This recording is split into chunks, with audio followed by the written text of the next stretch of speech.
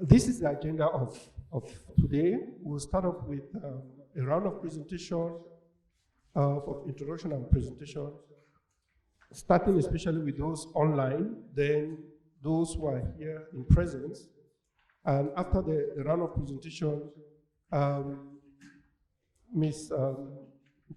Gina of GIZ is going to give a keynote lecture on German Nigerian Hydrogen Office. Then we'll proceed with the first plenary session and so on. So you can see the agenda.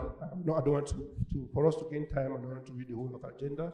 So we'll just proceed now with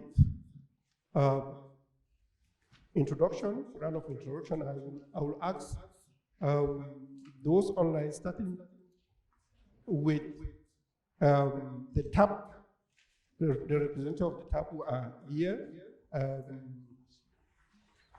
Dr. Grunwald, and then followed by Dr. Gellinger.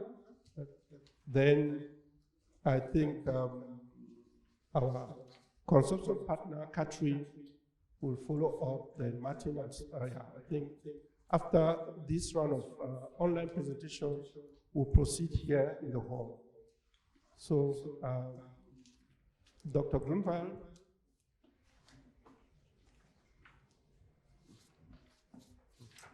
Yes, hello. I'm very glad that you are all here. My name is Reinhard Grunwald. I'm the project manager at the Office of Technology Assessment at the German Parliament. And we are an institution that provides science-based policy advice for the German Parliament. And the Parliament commissioned us to perform a study, as Professor Eck just told, about chances and risks of hydrogen partnerships in developing countries. And in order to do that, we have commissioned Rainer Lemoyne Institute together with Mansole and DLR, a project managing agency, to organize this workshop today. And as I said, I'm very glad that you're all here, and I hope we have a very fruitful and interesting discussion. Thank you very much. So thank you. Yeah. Mrs. Gellinger.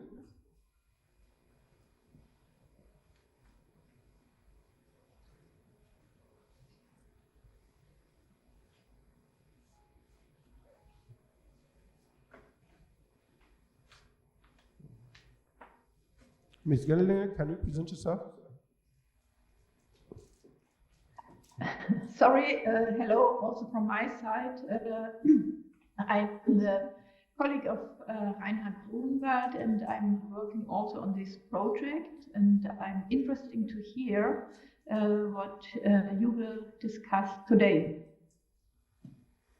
So thank you. Yeah. Martin. Yeah, hello and good morning also from my side. I'm Martin Strele, representing ESW Solar, the German Solar Association, which is really representing the whole value chain, the solar industry in Germany, both for photovoltaics, also for solar thermal industry, also storage systems distribution, so and all the different actors. And ESW Solar actually is running a partnership project financed by the German Ministry of Economic Cooperation and Development with the Renewable Energy and Energy Efficiency Association in Nigeria, which is currently now hosting this meeting in Nigeria. And we are very glad that we really managed to do this online and offline workshop and hybrid event here with all the participants. And we have to say also for BSW Solar, this H2 is really a very relevant, interesting topic, and so we are glad that it can be part of this event. Thank you. Thank you. So, Katrin. Good morning from my side as well. My name is Katrin. I'm part of the organizing team, so of the project team from Germany as well, from the side of the DLR project management agency. And yeah, I'm very happy that you all found your way to this workshop, and we're really looking forward to the discussions with you and to hear your opinions. So yeah, looking forward to the day with you. Thank you. So thank you, Katrin and Tanya. Good morning, everybody. Tanya Voronovic, my name. I am part of Katrin's team. We are today your background facilitators and very interested to listen to you. So that's why we are here. Thanks a lot. Thank you also. I think is there any person online? No. So we are through with online presentation. So we'll proceed with in-person presentation. I will start by presenting myself. You've heard I'm Daniel Egbe, a part of the consortium conducting the evaluation, and I'm from ANSOR. I will be one of the moderators today, and my main moderator is, I will pass her the phone, microphone. Yeah. It's also a phone. Hello, good morning. My name is Ifi Malo.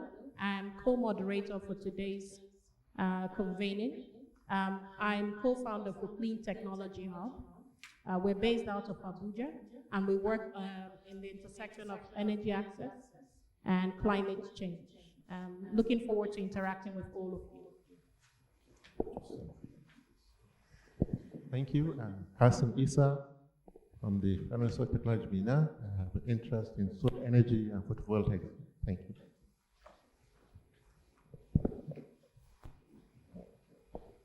Morning, sirs. Morning, madams. My name is Dr. Uzodimma Adiriye.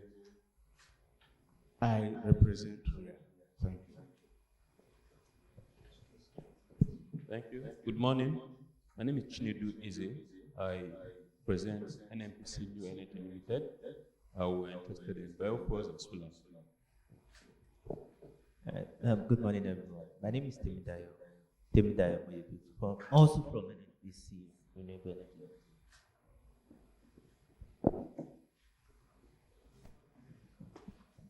Hi, good morning, everyone. My name is Chinwe Adinto from the Department of Climate Change, Federal Ministry of Environment.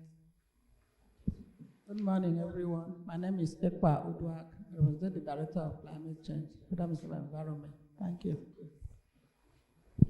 Good morning, everyone. My name is Joshua Yadi Garba from the Nigerian Energy Support Program, Technical Assistance Program, co-funded by the European Union and the German Federal Ministry for Economic Cooperation and Development, and implemented by GSZ and also Federal Ministry of Power. Good morning, everyone. My name is Ofonoma Achibong. I'm an advisor for the Hydrogen Rapport Program, also implemented by GSZ.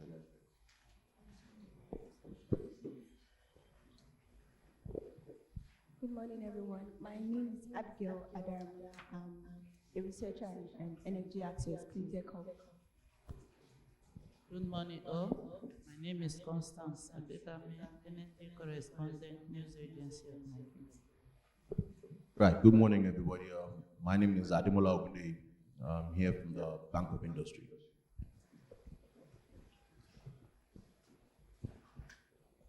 Good morning, everyone. My name is Nena Ibem. I'm the project assistant of the Renewable Energy and Energy Efficiency Association of Nigeria.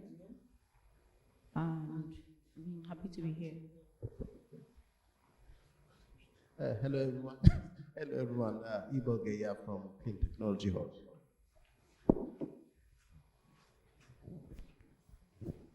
Good morning, everybody. My name is Oluwakemi Oyinlola, the Coordination Desk Officer for the Renewable Energy and Energy Efficiency Associations, for helping to coordinate the workshop today. So welcome.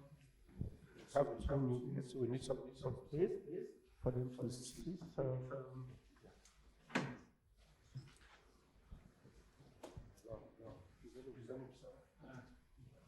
Good morning, everyone.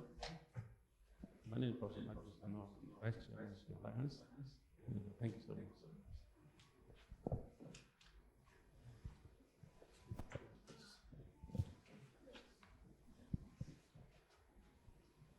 Thank you so much. My name is Engineer Okibe Richard.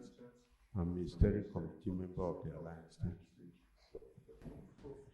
Hello, good morning, everybody. My name is Gina Lagunas. I am the head of the German-Nigerian Hydrogen Office, and I wanted to give a little bit of a background of the cooperation that already exists between Germany and Nigeria in terms of hydrogen and PTF. So, great. That's the presentation.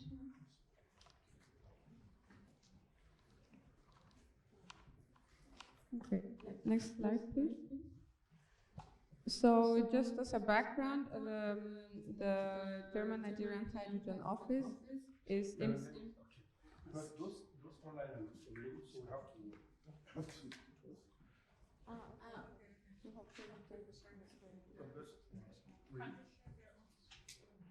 They have to share it through screen. Yeah, from your side. From that side, yeah. Yeah. So now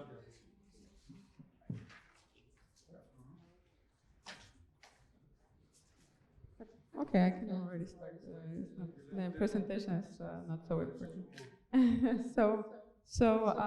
Yes, the German-Nigerian Hydrogen Office is implemented by GIZ, and it is part of our energy and climate sector, in which we have different projects spanning from renewable energies, energy efficiency, of climate change all the way to hydrogen. And I will share a bit of how GIZ Nigeria works. For those who don't know GIZ, GIZ is the German agency for international cooperation. So it is we have a very big office here in Nigeria because we cover Nigeria and ECOWAS, and we have different sectors. Next, please. So our core areas, although we are in the process of restructuring, but for now, we have the core areas: sustainable economic development, training and employment, climate and energy, just transition, transformation of agri-food systems. That's fine. Yes. Thank you very much. So, as I mentioned, we have different projects in the climate and energy and just transition sector. Our biggest project is the Nigerian Energy Support Program, which many of you might be aware of already.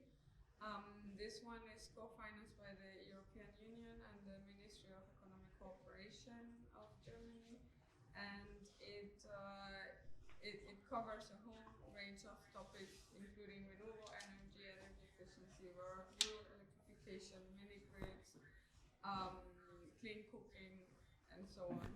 So then we have Covenant of Mayors in Sub-Saharan Africa that supports cities to apply for climate financing and develop climate protection, climate mitigation and adaptation projects.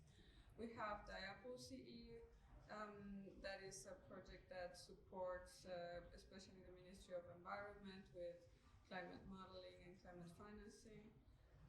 Project development program, it seeks bankable renewable energy and energy efficiency projects from private sector.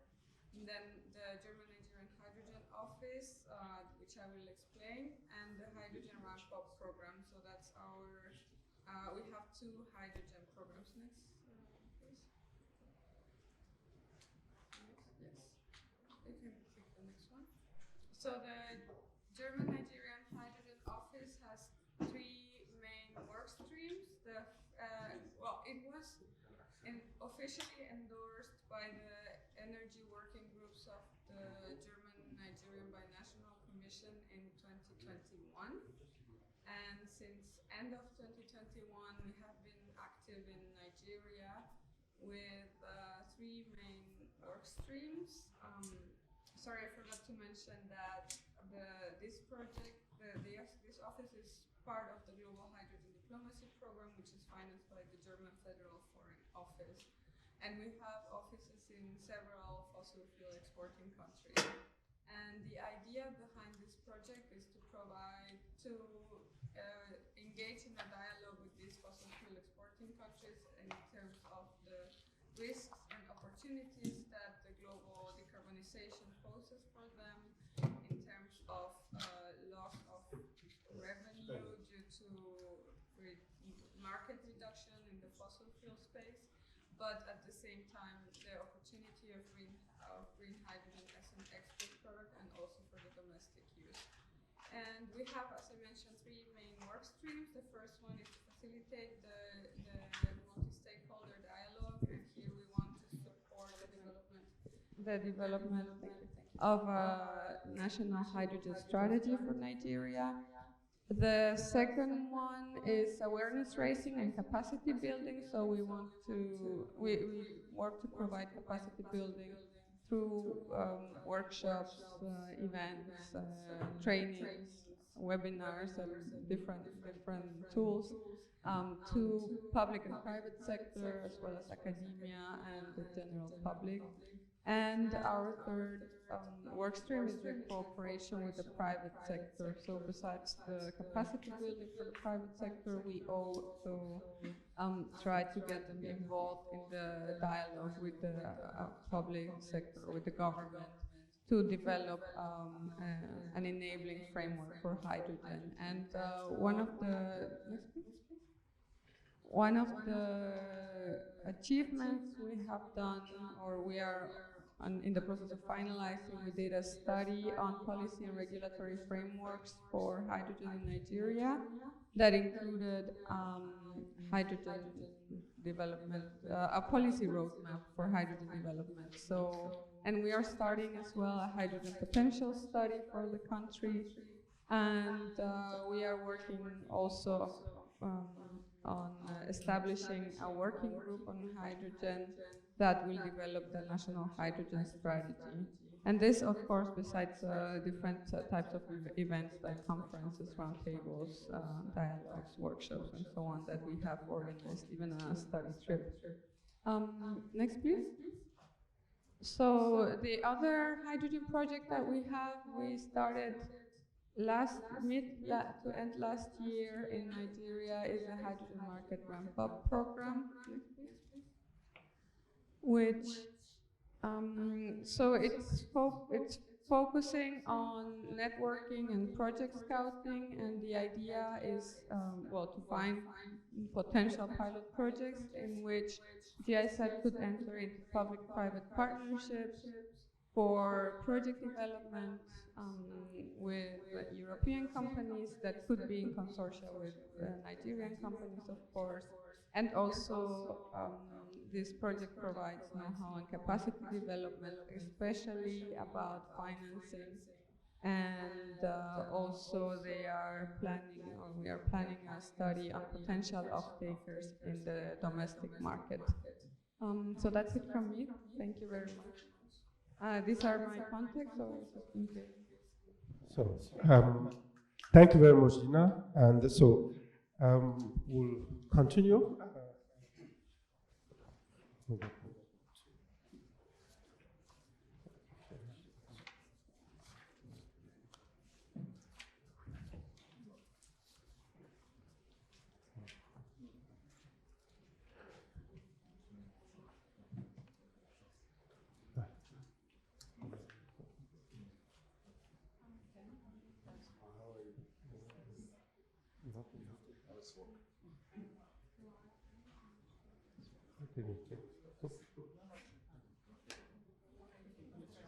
Yeah, the presentation is very do you have?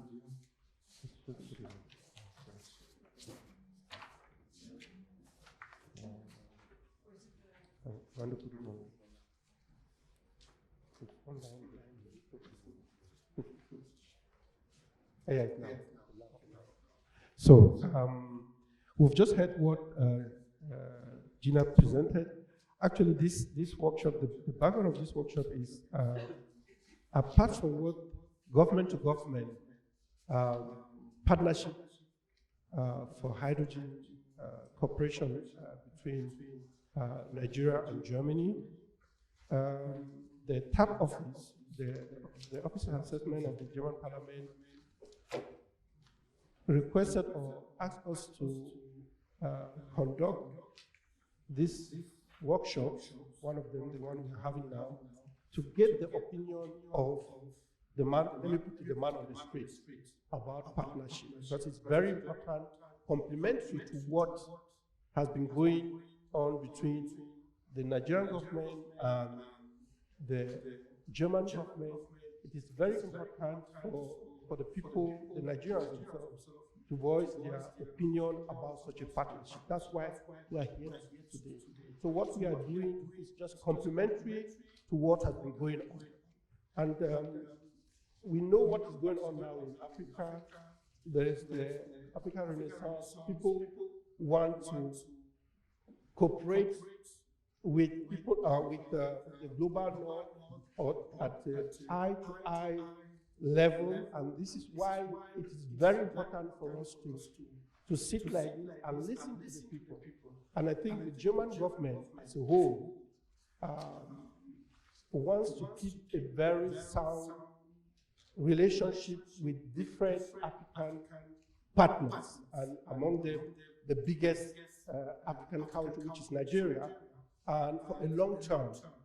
And even, I always talk about the new normal, and this new normal means people don't want to be imposed, ideas should not be imposed on them, or projects should not be imposed on them. They want to have their say. And in this context, we, complementary to what the German government and the Nigerian government, in the framework of cooperation in hydrogen, but in our case, specifically green hydrogen, we think that your opinion today is of great importance to us. So, what has been done so far? The next slide. This is my thing.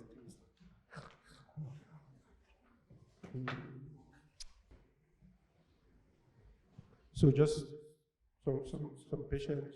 My co-moderators will upload her the same PowerPoint. Right? We have the same PowerPoint. We'll continue. My computer is not playing. It's trying to play a fishy game with me now. Yeah, as I was saying, just to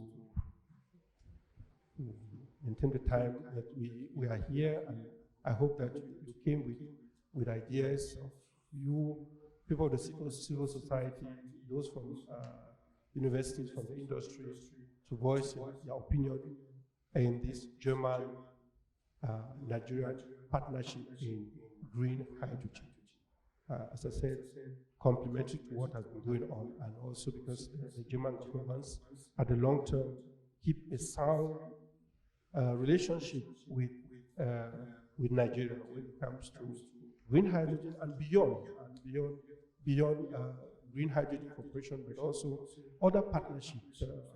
Because with the SDGs, SDG number 17 requires partnership at high level. Partnership at high level means both parties should see an interest and should see the possibility of gaining something, not only one partner imposing on the other and gaining, but both partners should have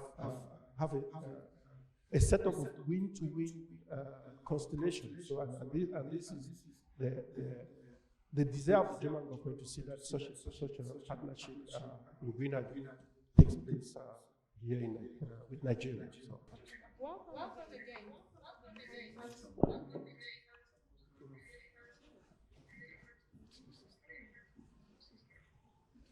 Welcome again, and sorry for all the tech challenges that we're having.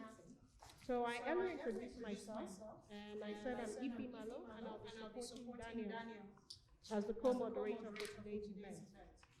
Daniel has given some sort of background about how we got here and what the aim and objectives of this convening is. And I'm going to run us through a very quick presentation that talks about the workshop background and its objectives, but also some of the results from the findings of the survey that was sent out initially.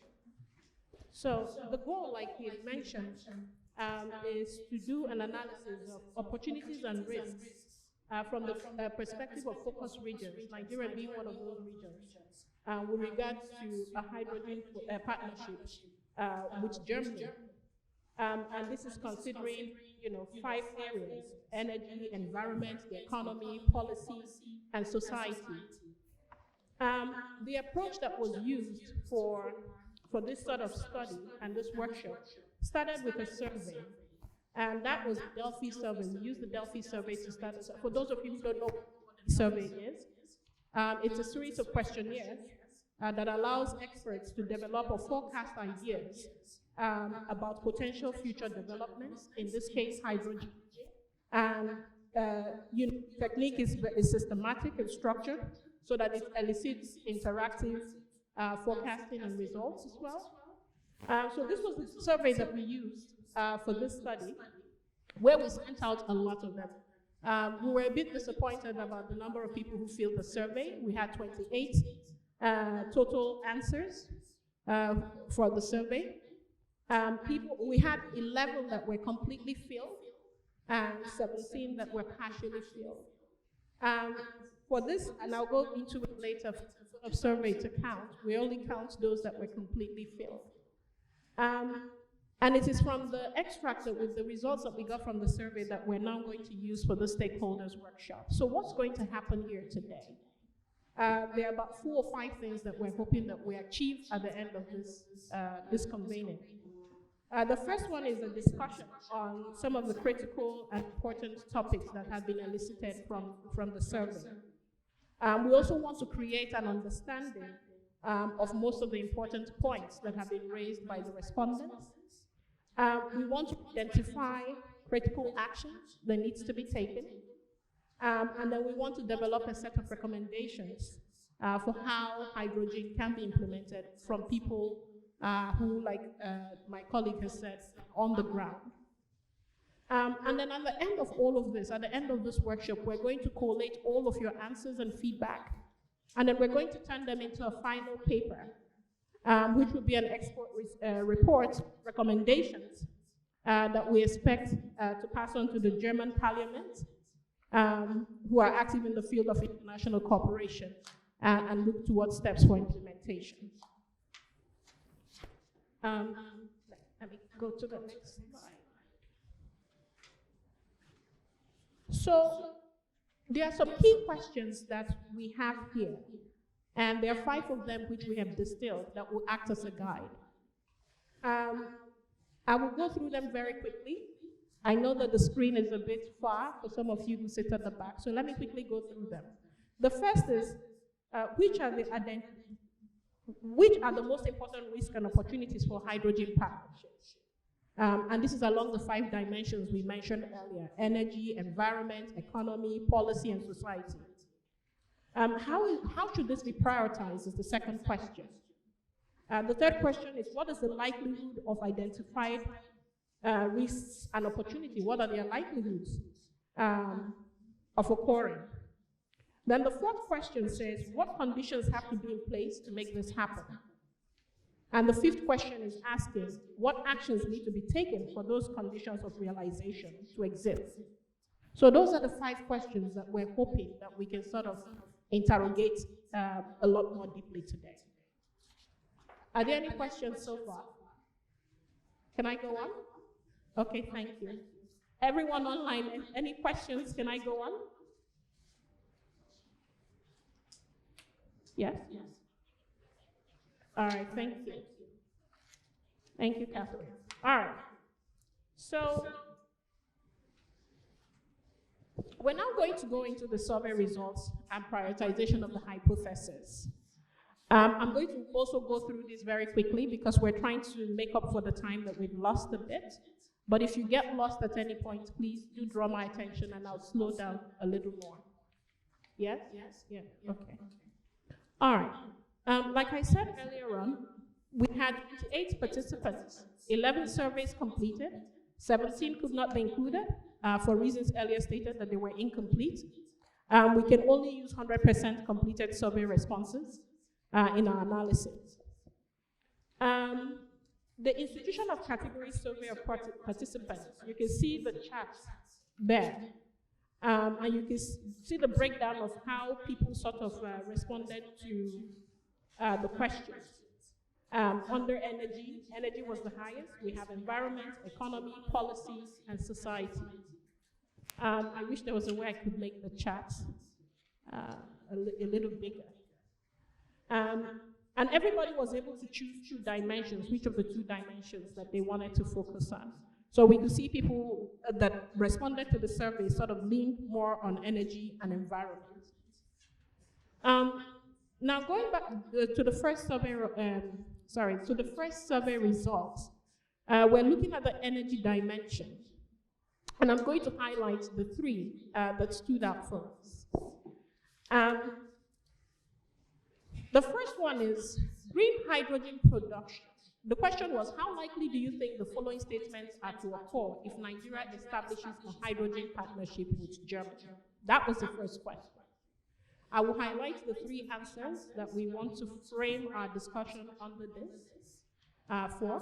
The first one says, green hydrogen production will support the development of local infrastructure, which includes roads, electricity grid, harbors, gas storage and pipelines for energy production, as well as for transport and storage. Our results show that about 45% of the respondents leaned towards it being unlikely, while 55% leaned towards it being likely. So that was the first one that we wanted to highlight. 2 others that we want to highlight under this dimension, energy dimension, is the response that says the electricity produced by the renewable energy power plants will benefit the local communities, fast-track electrification, and improve energy security. Again, we can see that there was a mix of answers there. We had close to 45% of people saying it was unlikely. We had close to another 40% or so saying it was likely, and 10%, being neither here nor there. Then the last one was the green hydrogen produced will be used for local purposes as well as for exports. Again, looking at the answers, a lot of people think it's unlikely. Some people think it's rather likely. There were lots of people who said they didn't know whether it was likely or not, and then some people thought it was rather unlikely. So remember, in case you forget anything else, the 3 areas that we're focusing on is whether if we establish a hydrogen partnership with Germany, what would it result to? Especially when we talk about the support of development of local infrastructure, production of renewable energy power, and how it will benefit local communities, and also the usage for local purposes as well as for exports. Those are the 3 things that we want to sort of focus on under this dimension. How are we doing so far? Okay. All right, then the second survey results that we want to sort of delve into is the environment dimension. And under the environment dimension, again, apologies that this is really very tiny, but when we get into our working groups, you get this result and you'll be able to look at it in depth. Under the environment dimension, the 3 areas, the 3 answers we want to sort of focus on, and they're circled in red. The question was, how likely do you think the following statements are to occur if Nigeria establishes a hydrogen partnership with Germany? Then these are the answers. The hydrogen production site, the renewable energy power plant, and all involved materials and fuels to run the hydrogen production and transportation will stress the wastewater and recycling system of Nigeria. Again, the results were very mixed. We had quite a number of people, almost 35% saying that's rather unlikely. We had almost another 35% saying it's rather likely or unlikely. And then we had a mix of people who were saying they had no opinion on it, or that it was not applicable in some respects. Then the second one says, green hydrogen production will help to decarbonize local industries, for instance, steel and climate and chemical industry, the transport, which is heavyweight, and aviation, and local households for electrification, as well as decarbonize local fertilizer production. A huge number of people said it was unlikely. Then the third one is green hydrogen production will strengthen biodiversity and environmental health by avoiding extractive coal and other fossil fuels or nuclear production and pollution. Again, a majority of people said that this is unlikely. Are we doing okay so far? Is everybody able to follow? Okay. Online, are we able to follow? Yes? Okay. All right, then the third dimension, which is economy. The question is, how likely do you think the following statements are to occur if Nigeria establishes a hydrogen partnership with Germany? The three results we want to focus on and delve deep into during this workshop is Nigeria as a fossil fuel exporter will consider green hydrogen an attractive way to diversify its economy. Again, a number of respondents said it's unlikely. About 20 or so percent, 25% say it's rather unlikely. And then there's a mix of people who chose neither unlikely nor likely. The second one is a renewable hydrogen-supported electrified economy will create economic opportunities in currently economically disadvantaged regions. Again, the results show a number of people say that that's unlikely.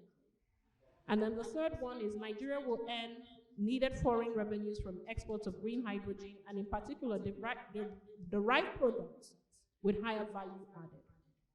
Again, the majority are saying that this is unlikely. And then the fourth one is the policy dimension. How likely do you think the following statements are to occur if Nigeria establishes a hydrogen partnership with Germany? The three results we want to spend time today talking about are the following. It says weak institutional structures and legal uncertainties will slow down processes and create uncertainty, making implementation of green hydrogen production less attractive and create risk of stranded assets. A number of people said that this is rather likely to happen. Then we have the second one, which says green hydrogen partnership with their policy and regulatory frameworks are just developing, which will give Nigeria the opportunity to contribute to carefully designed political and regulatory frameworks to ensure the sustainable introduction of green hydrogen. Again, a number of people said that this is unlikely. And then finally, the development of green hydrogen partnerships will improve the overall political relations between Nigeria and importing countries. For example, through trading communities that would help stabilize hydrogen prices. Again, the results say rather unlikely. Says unlikely. Then the last one, the society dimension. The question was, how likely do you think the following statements are to occur if Nigeria establishes a hydrogen partnership with Germany? These are the three results that we want to delve into today. The first one is green hydrogen production will increase and create new green jobs for unskilled workers, as well as well-trained specialists / livelihoods for local communities, particularly for the younger population in search of well-paid jobs. Again, the majority says this is unlikely. Then secondly, it says green hydrogen production will take place in areas that cannot be used for many other productive users and give people in those areas new perspectives. Example, through building infrastructure for green hydrogen production, which can also benefit communities. The results also show the people said that this is unlikely. The respondents said this is unlikely. Then lastly, capacity building and training activities will be included in the introduction of green hydrogen production, promotion, and strengthening the education and skills of the local population. A huge majority says that this is unlikely. Sorry.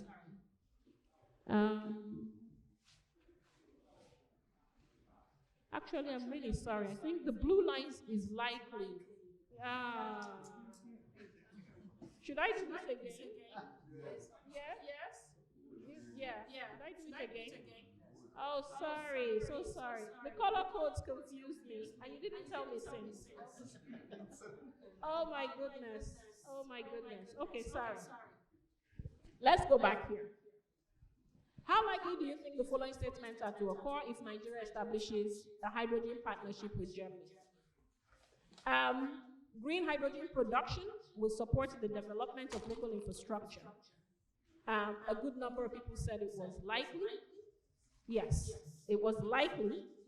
And we had almost half of that number saying it's rather unlikely. This is better. Okay, I'm really sorry about this. Then secondly, the electricity produced by the renewable energy power plants will benefit also local communities. A good number said, almost half of the people said it was likely, and some said it's rather likely. I'm really sorry, I'm a bit colorblind. And then lastly, the green hydrogen produced will be used for local purposes as well as for exports. We had about 45% of the respondents saying that this is likely. Secondly, the question is, how likely do you think the following statements are to occur if Nigeria establishes a hydrogen partnership with Germany? For the first one, what it says is the hydrogen production site, the power plants, and all involved materials and fuels will stress the wastewater and recycling systems of Nigeria. About 35%, 38% said that this is rather likely, while we had another group of people, almost of the same amount, saying it's neither likely nor likely. Then the third one was green hydrogen production will help to decarbonize local industry, like steel and chemical plants, as well as transport, especially heavyweight transport and aviation, and local households, and will decarbonize local fertilizer production. A good chunk of respondents, over 60%, said this is likely. And then lastly on this one, on the environment score, green hydrogen production will strengthen biodiversity and environmental health by avoiding extractive coal and other fossil, including nuclear production and pollution. Over 70% said this is very likely. Then we go into the economy. Nigeria's a fossil, sorry, the question is, how likely do you think the following statements are to occur if Nigeria establishes a hydrogen partnership with Germany? Nigeria as a fossil fuel exporter will consider green hydrogen as an attractive way to diversify its economy. Over 40% say that this is likely.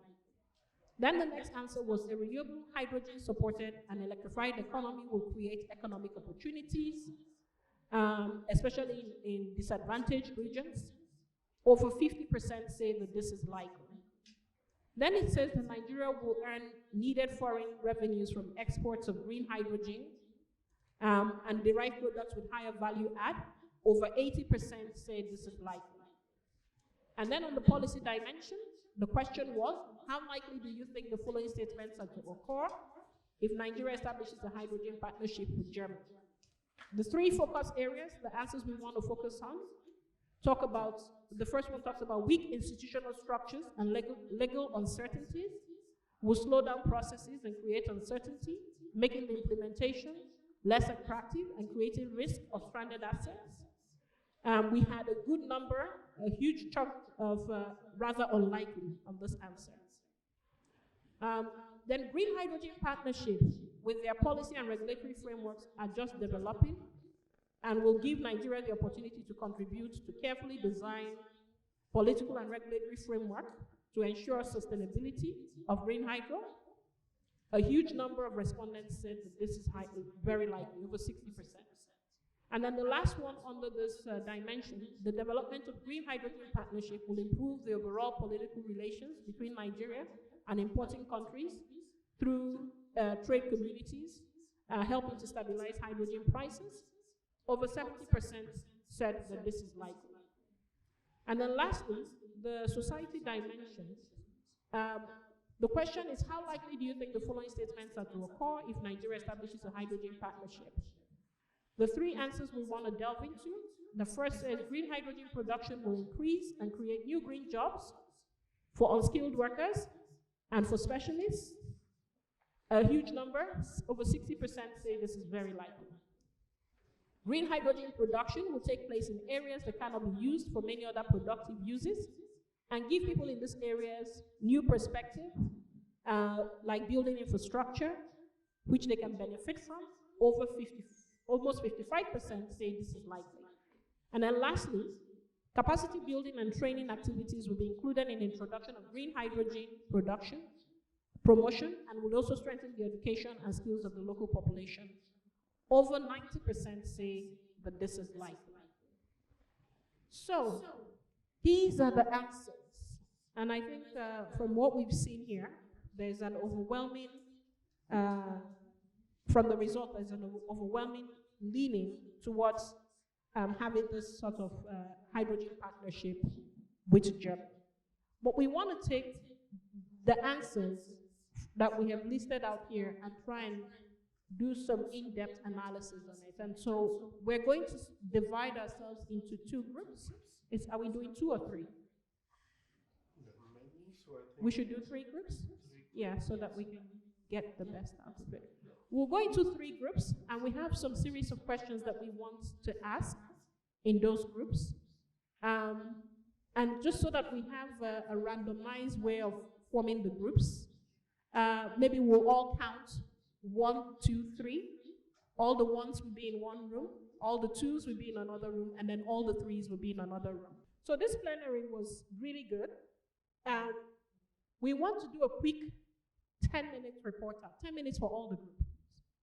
So in other words, 2.5 minutes, 3 minutes per group, where we come and talk about what our findings were from this first plenary based on the questions that your group responded to. So we're going to start with group 1. All right, so group 1 will go first. After that, group 2, please note that you have 3 minutes. We're going to be very strict with time because at 10 minutes, we're going to go for a tea break. They have to clear tea break and begin to prepare lunch for us. I will start with the dimension, the energy dimension. We have 3 questions here. The first one is, green hydrogen production will support the development of local infrastructure, that's roads, electricity grids, harbors, gas storage, and pipelines for energy production as well as for transport and storage. The electricity produced by the renewable energy power plants will benefit also the local communities, fast-track electrification, improve energy security. Then the green hydrogen produced will be used for local purposes as well as for exports. In summary, our analysis we have here, in the long term, it will help if successful. Then it will help especially in terms of alternative fuels.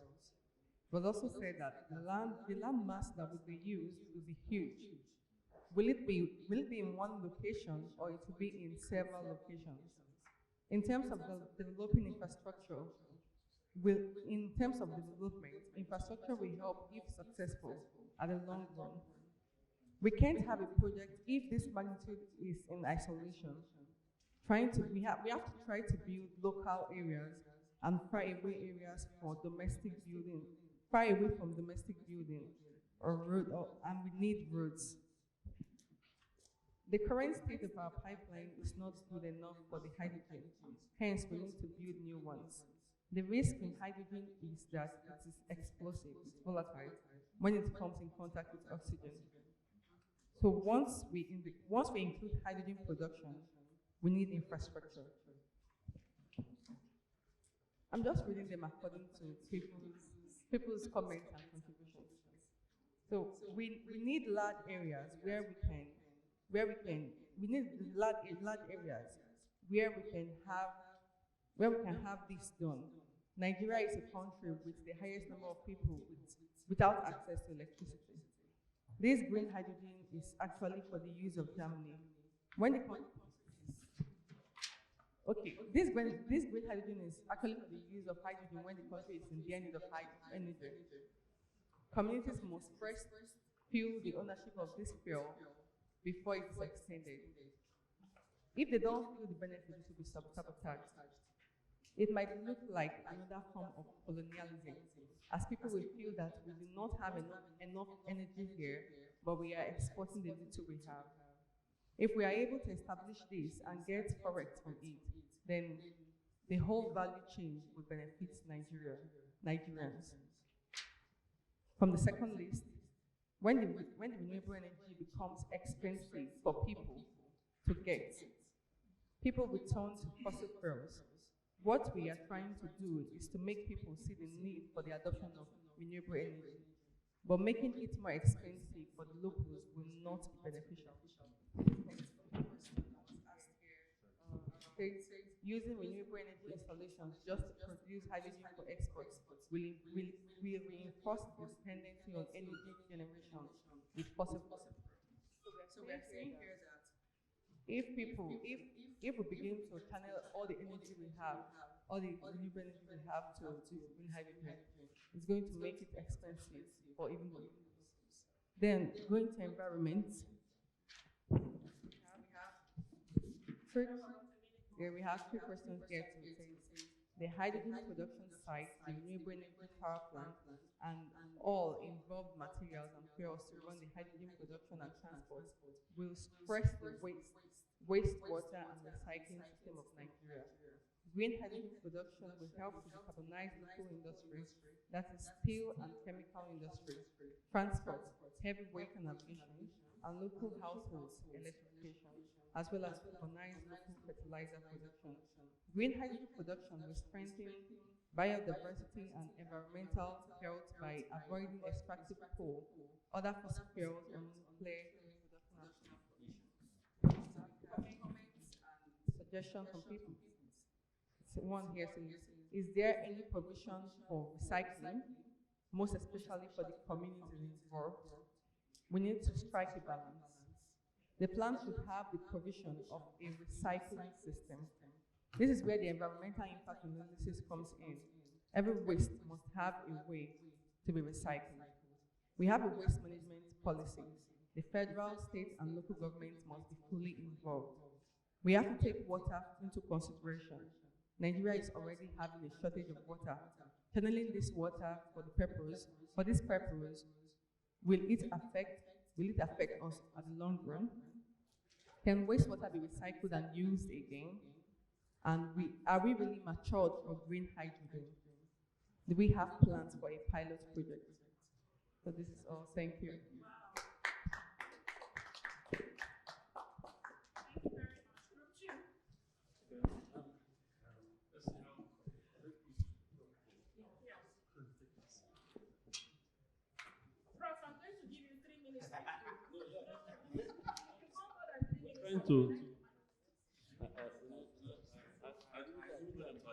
We are retired. They still want us to do something. So I think the question one, let's, because of time, one, talk about job creation for society, job creation, and green jobs.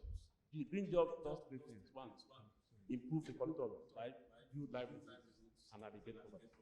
And this hydrogen is really going to, create jobs in that context. And I was saying also there's a whole gamut of value chain in that whether it's upstream, where you have the technical expertise and all that, or the midstream, or the transport sector, or even the downstream in terms of the consumption, the consumer. So I have to say that what it's going to do in the downstream is increase energy access and security. So you see, that's the downstream component of this, and you see it very, very quickly. So whether it's in the midstream, the upstream, the midstream, and the downstream. So job creation is a given. So the infrastructure we're talking about now, within that is the question number 2. It's a cultural infrastructure that will ensure that there's environmental integrity, that the environment is not impaired. So when we look at the infrastructural development within the context, so we have to make consideration of the fact that those infrastructure will not harm the environment. So the question number 3 is capacity building. Very critical. Green hydrogen is evolving, it's an emerging technology. So not just like when the moderator looked at the analysis, only 11% answered 17 didn't answer.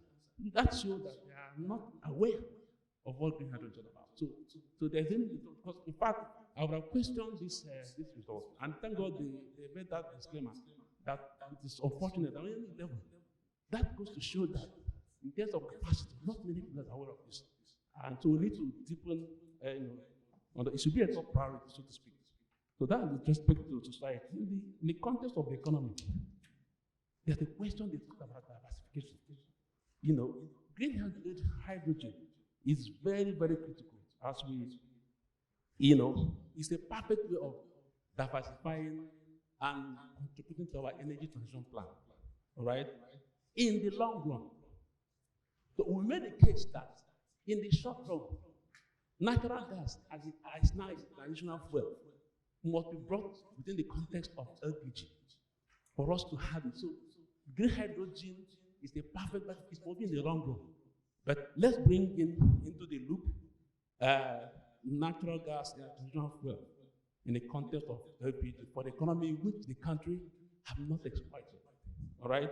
And I said, there also that it's a perfect step. It will favor economically, disfavored regions. They say, how would you, that's the second question, within the context of the second question in the economy. It is going to favor those who are, in terms of this energy access to, if you, in the long run, if you develop it, it's going to favor economically disfavored regions. And we have started thinking of exporting it. There's somebody, we made a, for now, it is within German interest.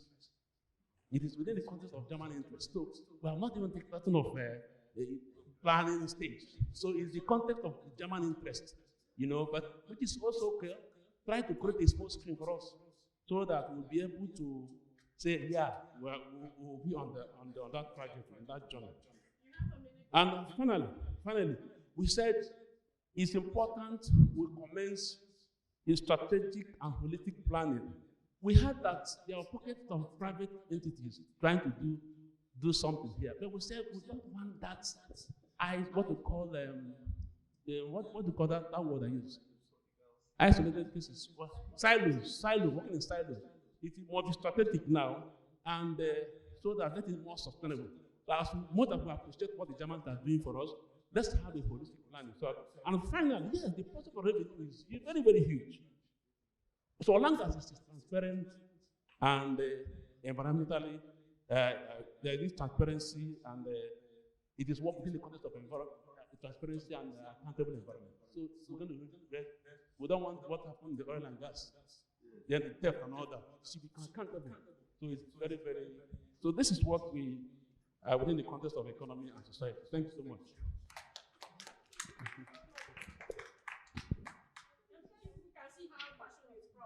That's why if we left him to go for an hour when he's lecturing. So thank you so much, Prof. All right, who's the last? Group 3. We have NNPC representing us.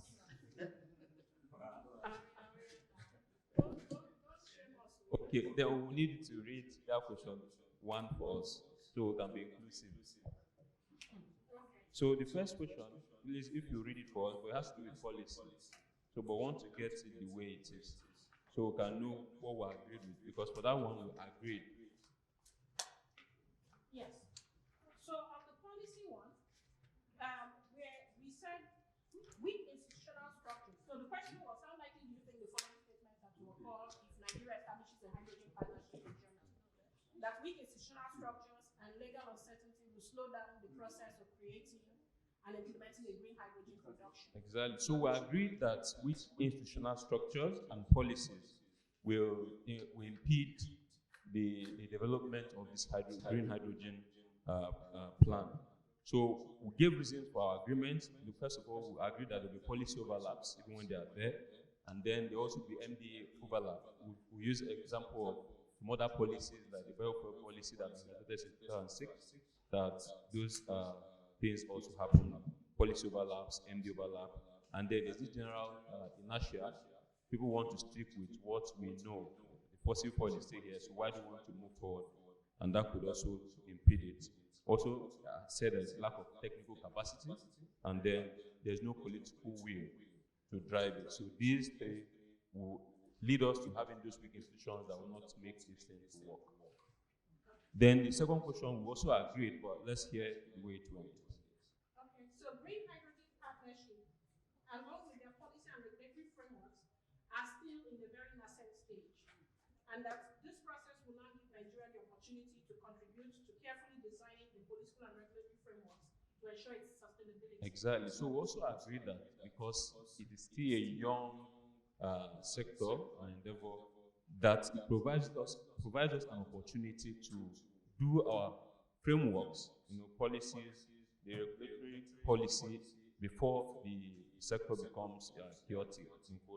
So we said it's an opportunity to draft a national policy that even presently that ECOWAS already has a draft policy for green hydrogen.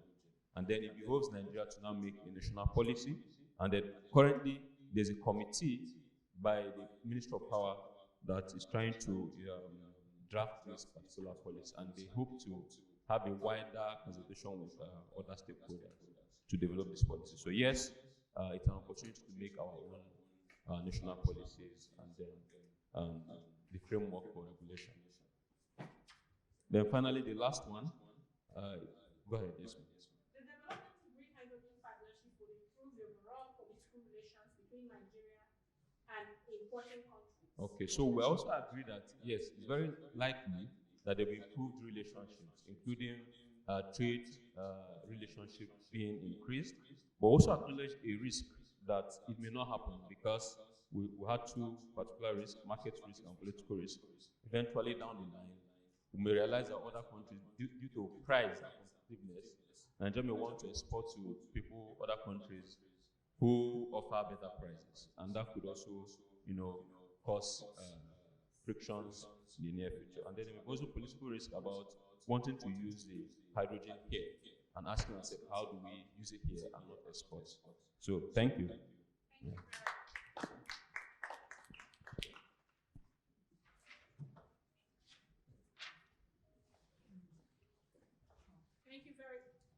Thank you very much, everybody. Thank you. Please, let's give each other a round of applause. We tried. I saw a group. Prof, which one is your group? Prof Magnus? If you see the amount of cards they had, even me, I was scared. When you have several PhDs and, prof in the same group, it's a problem. All right, thank you. So we're now, first of all, let's just get some quick feedback, very quick. What was the first session like in your groups? Hello? Interactive. Okay. We would want some more specificity. I can give you an example. In my own group, there were so many things that came up that we never knew, most of us sitting on the table never knew before.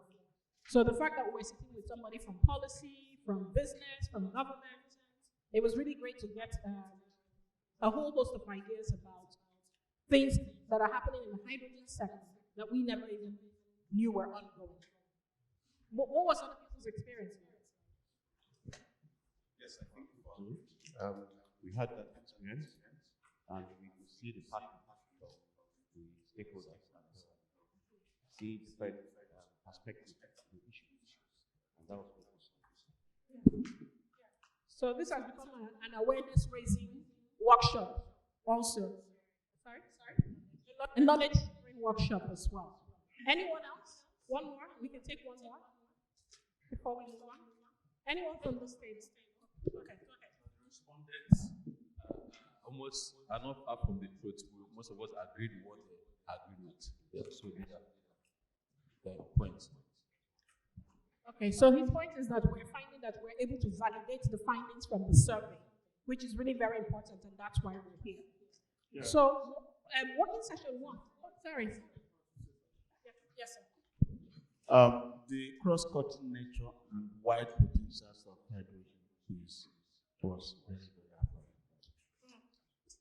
Okay. So because we're talking about opportunities and risks, Doctor is also saying that, what he was learning was just the wide-ranging potential and usage of hydrogen that probably some of us were not even aware of before. Okay, thank you very much. So, working session one had to do with opportunities and risks of Nigerian-German hydrogen partnership. Now, working session 2 and 3, we're going to take them together. because of our time. So working session 2 has to do with assessing the conditions of realization, what conditions have to exist for this partnership that we talked about to go on, and to validate some of the findings of what we had in the results. And then working session 3 is identifying and prioritization of fields of action. So in number 2, we're going to determine what is it that has to exist for all of these things that we say we want to see in the hydrogen sector to come about, to come to life. And then secondly, how do we then prioritize action? We're going to take these two together. For this part, we have 35 to 40 minutes. We'll go back into our groups.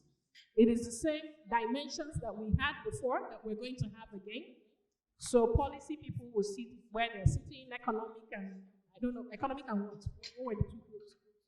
And energy and economics were together. Or energy and environment, and then economics and society. We're going to go back into those two groups and discuss these two things. Assessing the conditions of realization. What conditions have to exist for all of this to occur? And then secondly, how do we prioritize? What are the things we need to prioritize if we want to see, this hydrogen policy and partnerships take place? Does anybody have any questions so far? Any questions? All right. So if we can do that for 40 minutes, we would have gained a bit of our time. We'll be a bit strict on time just so that we can come back here quickly and then try and round up before our time is up. And then bring in the CSOs and the disadvantaged groups during the policy formulation stage. So these were the things that we identified as conditions that must exist for institutional and legal structures, for strong institutional and legal structures. Then 2, the conditions that must exist for policy under development to be inclusive and sustainable. We need to have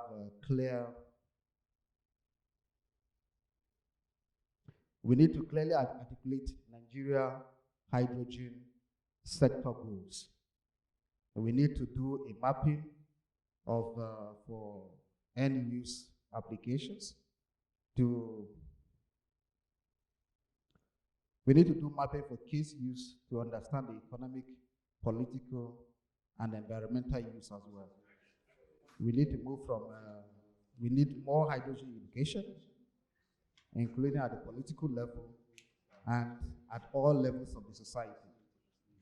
We need to better educate. We need to define better and educate on the economic opportunities inherent in green hydrogen. So the third point that we look at, which has to do with cooperation with the importing countries, including Germany. We say 1, we must have domiciliation of technology, which has to do with technology transfer, and encourage local production. We say we need to have a capacity building, and then we need to have a partial use of the renewable energy plants that you'll be using for the production of hydrogen to also electrify the local areas, especially where the production of the green hydrogen is being carried out. We need to also build infrastructures, both for export and for local use of the green hydrogen. And then we need to make clear bilateral agreements on green hydrogen that benefits both Germany and Nigeria, using equity and equality of principles.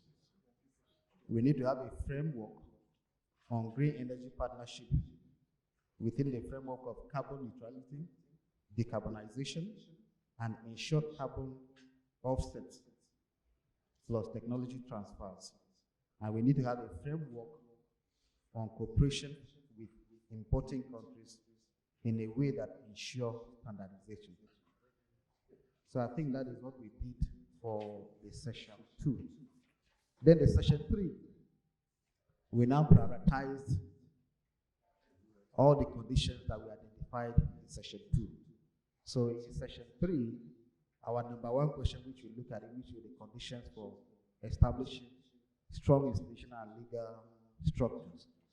We prioritize them in this way. For the first point, this was how we prioritize. We discovered that we noted that identification of a domiciliary agency like the Ministry of Power in championing green hydrogen is key. That is the topmost priority agency or that institution. Then we need to have identified clear goals, and then we have to do studies and gather data. The studies and that the data and the studies we have to do, we have to clearly show the potential that we have and the possible uses that we have of the hydrogen. Educating the political leadership of green hydrogen potentials is also very important. It followed in that order. Then we draft policies. They have to establish the implementation framework in them. This we have to be inclusive of the CSOs and including the labor organizations. Then we need to move, after we have gotten the policy, we need to move from policy to legislation so that we can have it as an act, not that it will be a policy that one administration will implement and the subsequent administration will take to implement. Wow, that's very good. Then we need to have clear implementation goals and plans. Then on the other point, which has to do with drafting the policy itself. Okay, this is partnership. We need to have clear articulation of Nigeria hydrogen goals. We need to have sensitization workshops. We need to map our end users and then the productive users, including the off-takers. And then on regional cooperation, we need to have a framework on cooperation with the importing countries, all the importing countries. It will be a standard framework that can just be tinkered a bit to suit the particular country that is importing from, we are exporting to.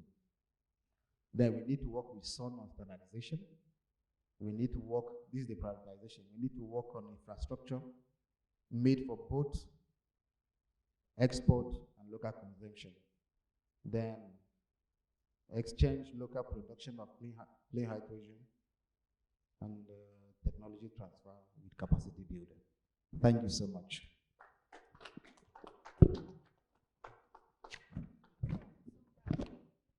I was told that engineers hate this type of things. So we put him on the spot and he did well. Please help me give him a round of applause. Yeah. All right, so group 2, very quickly, you have 8 minutes. You'll be time. Another engineer.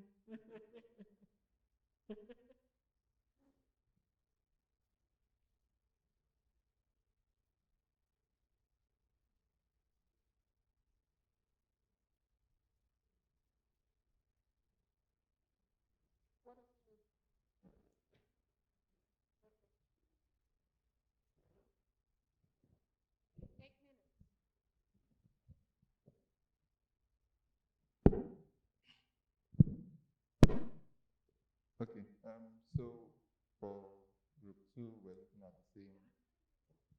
we're looking at the same questions for society and economy, the economy. And so we had 3 questions as usual. For society, the first one was about green job creation. The second one was about the productive uses of green hydrogen in project areas, and the last one was the capacity building. So we came up with for the conditions of realization, right, which is we kind of just consolidated everything together. The first thing we came up with was sensitization and awareness creation, because we agreed that if these green hydrogen power plants and projects must be built, you need people's land in those locations, and many people don't even know what green hydrogen is, even in the industry. Not to talk of the regular people in the rural areas where you go and take their lands and used to create projects. So we need a lot of sensitization and awareness. Then another thing is the mapping of green hydrogen resource mapping. So optimum locations where green hydrogen can be produced in Nigeria. It may not be best produced where we think they will be. So we need to have like a resource map where we know and understand where the resources are, both renewable resources, water, land, all of those key inputs that we need to produce green hydrogen.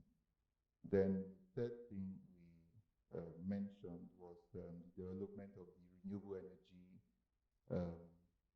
industry or sector, large scale. As you know, we've quite cracked the off-grid sector, but green hydrogen will require a lot of large-scale renewables. And we haven't quite cracked the renewables, large-scale renewable sector yet. So we need to be thinking about how we're going to produce large amounts of renewable electricity to be able to support our green hydrogen drive. So that was another thing. And then we also mentioned comprehensive ESI, because we're talking about society now. ESI, that's the environmental, social impact assessment. So how does producing green hydrogen, how will it affect the environment, how will it affect people, how will it, when you deploy all these assets and then other maybe fossil fuel power plants or pipelines or things that will be misused or dismantled or abandoned, how will that affect society, how will that affect the environment? So that's another thing we need to look at. And we mentioned capacity building, which is another dimension of extension of the societal part, where we have research universities and research institutions to help drive knowledge creation around the topic of green hydrogen. Then someone also mentioned the monitoring and evaluation mechanism, strengthening our monitoring and evaluation mechanisms, especially within the public sector, with the people like you mentioned, who, when you identify the institutions who will take ownership of green hydrogen. So how do you make sure that projects are producing the developmental outcomes like you want and all of that? So we mentioned that as well. I think there's one more thing I mentioned. Okay. I'm not doing very well. Okay, so let me just wrap up conditions of realization, then move to priority. Then the last thing would be upgrade of existing infrastructure and availability of viable projects. So as we know, this will help to produce jobs that we're talking about, green jobs in those local communities. Then for the priorities, we had three questions as well for both economy and society. And from all that we discussed, we identified 5 priorities which we should look into. And number one is quite, we bundled it into one, but it's a very, very important topic that has a lot of sub-components. So we talked about finance and funding for pilot projects, business model development to make green hydrogen commercially viable. So we know how it happened for the off-grid sector, mini-grids and solar home systems and all of that. And now they are extracting quite a bit of funding from international development banks and all of that. So we talked about something like that for the green hydrogen sector. And then policy and regulatory framework to support these drives that we're talking. And it has to be holistic, like I mentioned, land use, water use, the cost on society, whatever policies are developed should not just focus on power alone or energy alone, it should include these other dimensions. Then somebody mentioned tax incentives for viable project. So this is where tax may come in, tax holidays, or even some kind of capital grants or business. And then resource mapping is showing up again, and we thought that was a priority to know locations where we could produce green hydrogen at an economically advantageous price. And then the last one was technology transfer and the availability of technical know-how within the country. Yeah, so I think that's it for briefly. Thank you. Thank you, Fanama. Thank you. All right, group 1. Who's going for group 1? You again. You should have chosen him. What? 3 and 2, I should punish you guys. What happened? Why? What? No gender. First presentation, second presentation. You should start the gender section.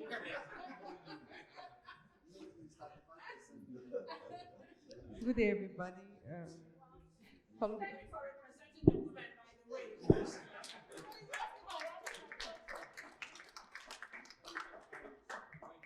Okay, from the 3 questions that were asked earlier, we came up with, I have a list of what we came up with on assessing the conditions of realization.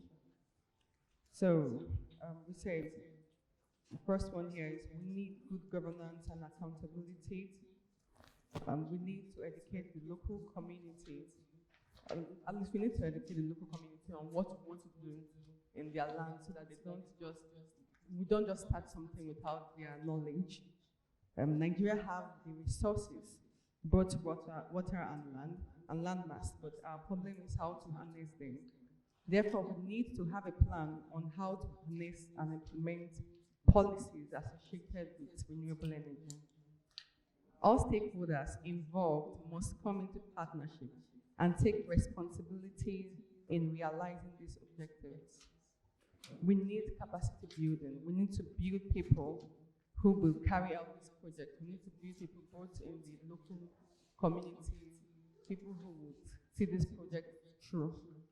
We need to consider the resources available on ground. What are the resources we have available in the local environment we are going to establish these green hydrogen production plants? We need to know the resources we have on ground. Do we have enough water? Do we have enough land? Then the local communities must be included, showing or stating the benefits accrued to them so they can feel ownership. We can't just carry out a project in a community and we are not including them. They are not part of what we are doing. They need to be included. The difficulty of realization rests on corruption. We talked about this and we actually talked about this in a broad way in our group, because most of the things that happen in Nigeria, the major reason we may not be able to realize our objective at the end of the day is due to corruption. So if that can be swept under the carpet or if that can be worked on, then we know that it's going to be realized. Streamlining importation processes for technology. We need to streamline importation processes for technologies. We need a clear, holistic framework for this to be achieved. We need to have an agreement on the provision of social amenities to the local communities. A time will come when some of the local communities will lack water, will lack one or two things due to the fact that we have established these plants in their community, and we need to come up with a strategy on how to come true for them when such times come. Okay, and the next one here is under how to prioritize. How do we prioritize these objectives? We have here, just like everything we stated in the first one, we are stating them over again. So we need good governance and accountability. What strategy needs to to be part. We need to understand the strategies that are needed to be put in place for short-term, medium, and long-term establishment. What do we need to put in place? How do we plan this thing? How do we plan this? How do we plan? Do we just say we are going to realize this in 15 years? And how do we plan or map out our short-term, long-term, medium-term? We need all these things to be put in place. How can we create healthy competition? How do we prioritize the energy need? We know that while we are trying to establish these plants, we are trying to do this to export them to Germany. So and we Nigerians also need energy. So how do we prioritize this need? Because by the time we start, most of the RE vendors will move into this and making individuals to find it difficult to access the market, to access RE in the market. That's maybe solar or whatever kind of RE technology. It can be very difficult for individuals to access it since everything will now be channeled to this purpose. So we need to have a healthy competition on this. So we need to see how we can prioritize these competitions. Thank you. That's all.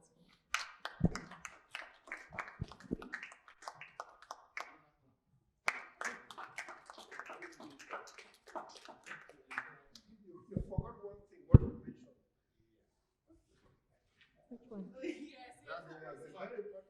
Love your sister. Love your sister.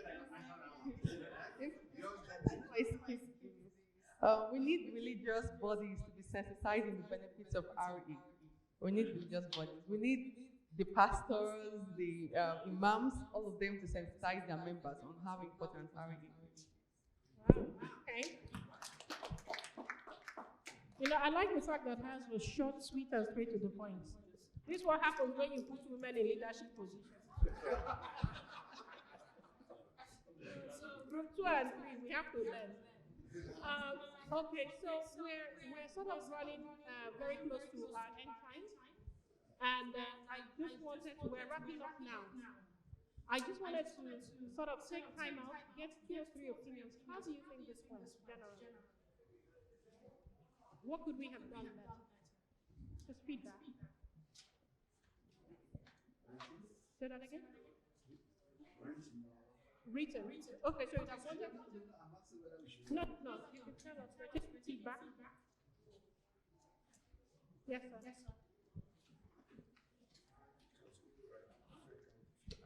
Honestly, I was saying that from the assessment, it's in line with the only disconnect here is the risk analysis.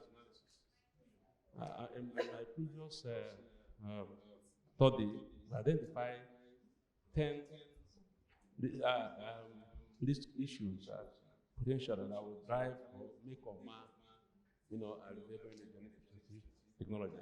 We failed to have this. One is the political risk, the climate risk, the administrative risk, even the finance risk. So we should go towards interrogating these risks with very large extent, help us in coming up with a clear-cut pathway. But so far, the quality of presentation, the results was very realistic. That shows that out of 27, out of only 11, that shows we don't talk about awareness. Green hydrogen is still emerging. The result is reliable, and I think we can take it from there. Thank you so much. Thank you very much. Yes, sir. Sorry, my point has to do with the pre-workshop itself, the Delphi survey. I think I visited the survey. I'm not too sure I completed the survey itself. But I think going forward, next time we want to do that kind of a survey, we should send it not only by email, but even by WhatsApp. Some of us are scared when you open your mail and you see too many mails. Prioritizing them even become a difficult thing again. At times you attempt something you forget, but if it is by mail, the thing should come like regularly maybe at least once, twice, thrice, like about 4 times. A reminder should come to remind you like at least about 4 times to fill the template. Then we can also send by WhatsApp to those that we have their WhatsApp numbers. So I think it would be better to, the survey will have a wider coverage than the date. But I think I filled it anyway, but I'm not too sure whether I completed it.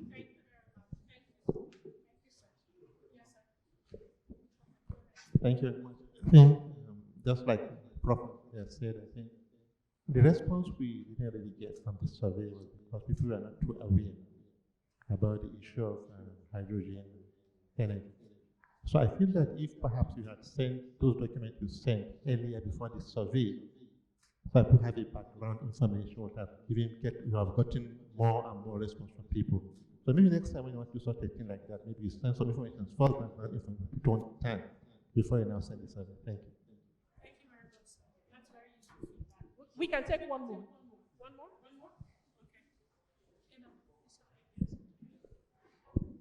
Okay. Thank you so much. My name is Engineer Richards. I've never come across the Dolphin survey system you people said, and I wrote it down because I will look at it.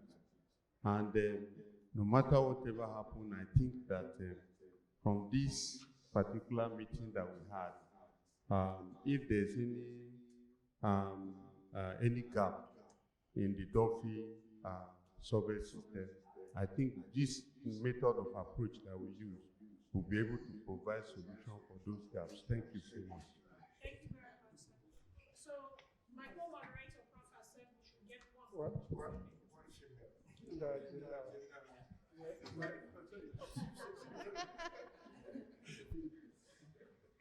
I think this is the best way to go about it, and it should be a continuous thing.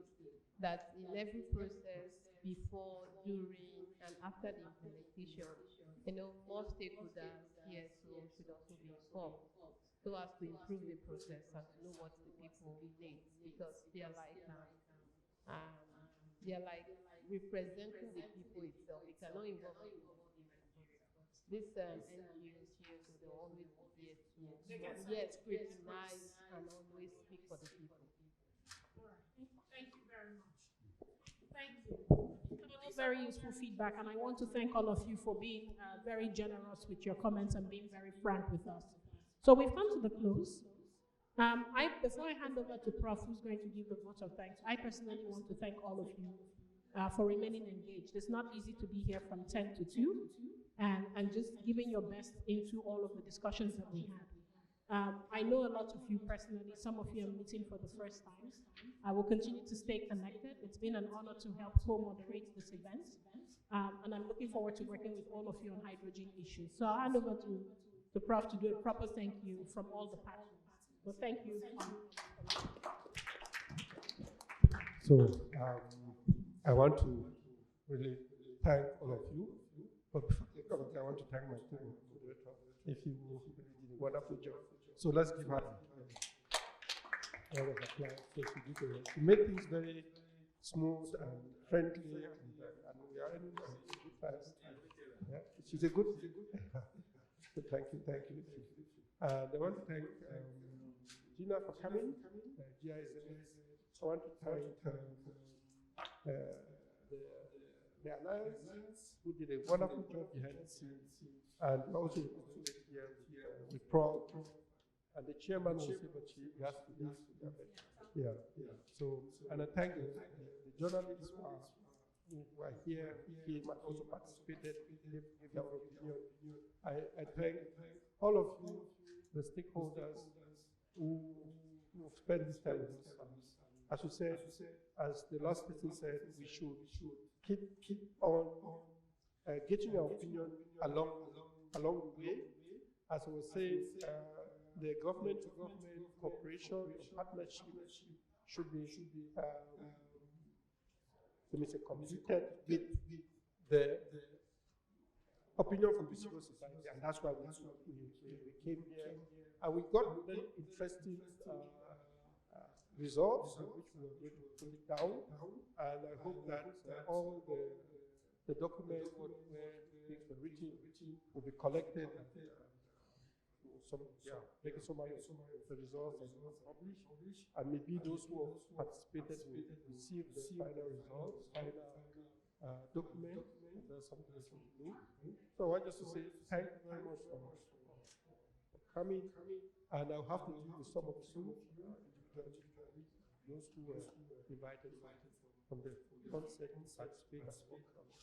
You will receive something from me. If not, thank you, and it's time for us to have group photography after. Let's have a group photo before having and so let's give a round of applause for all of us. Yeah, and I want to. We hope to meet again. I hope maybe this year or next year. I was talking to Prof that we need to, when it comes to renewable energy implementation in Nigeria, we need to be proactive. I'm seeing the religious entities as something very important. What happened in Morocco can be replicated also here. Morocco, the king of Morocco is one of the countries where people are well aware about renewables, and they are one of the leading countries Africa-wide. Why? Because the king himself is from somebody defending the use of